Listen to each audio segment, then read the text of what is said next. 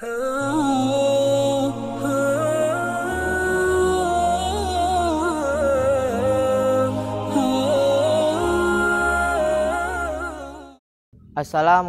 warahmatullahi wabarakatuh.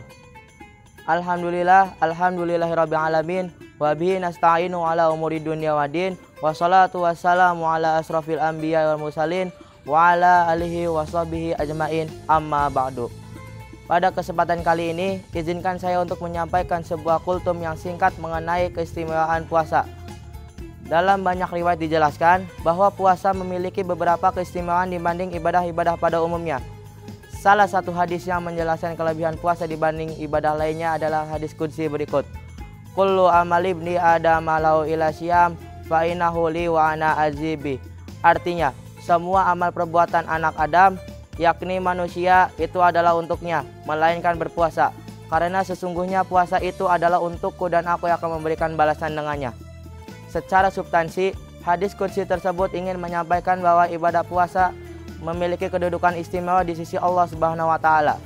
Kata untukku adalah bentuk penyandaran ibadah puasa kepada Allah Subhanahu wa taala, menunjukkan betapa puasa merupakan ibadah yang memiliki kedudukan yang lebih dibanding ibadah lainnya.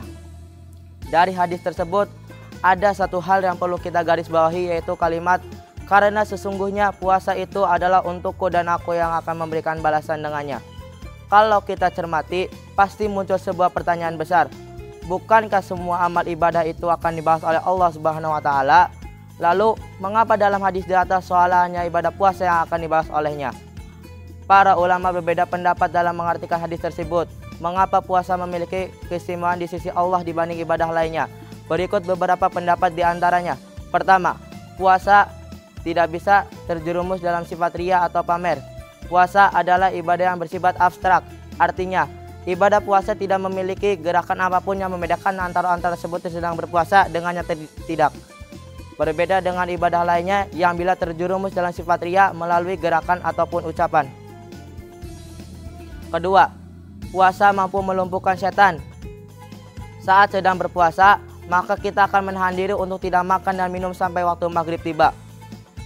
Ketika makanan dan minuman tidak masuk ke dalam tubuh, maka nafsu atau syahwat yang ada di dalam diri akan terkendali.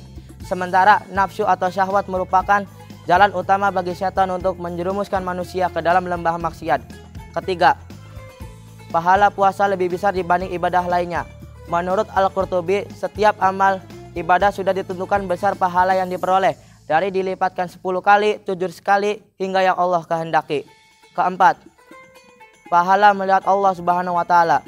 Dalam kitab Durrah An-Nasihim halaman 13, Syekh Utsman Syakir mengutip pertanyaan dari Abdul Hasan menjelaskan bahwa setiap amal ibadah sudah ditentukan akan mendapatkan balasan berupa surga. Berbeda dengan puasa, balasannya adalah bersua langsung dengan Allah Subhanahu wa taala di akhirat nanti tanpa ada penghalang apapun. Mungkin cukup sekian yang dapat saya sampaikan. Kurang lebihnya mohon maaf. Wassalamualaikum warahmatullahi wabarakatuh.